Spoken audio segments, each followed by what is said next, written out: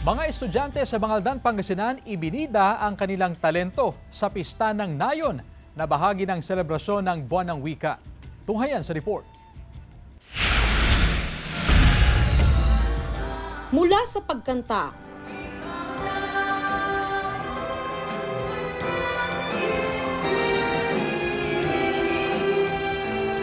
hanggang sa pagsayaw, at maging sa declamation,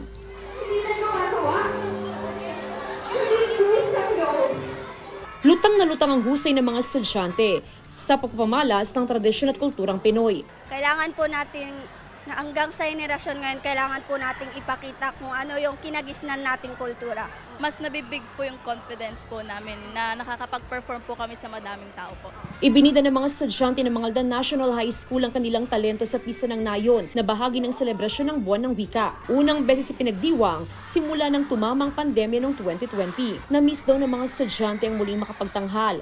Upang sa ganon ay maipamalas ng mga estudyante ang kanilang mga talento at nariyan na ma-develop pa rin nila ang ibang kakayahan nila para sa pagdiriwang ng Buwan ng Wika. Layo ng pagtatanghal na maipaalala sa mga mag-aaral ang kahalagahan ng wikang pambansa at patuloy na maitaguyod ang ganda ng kultura at tradisyon ng bansa. Kasama si Henry Duminsil, Jasmine Gabriel Galban,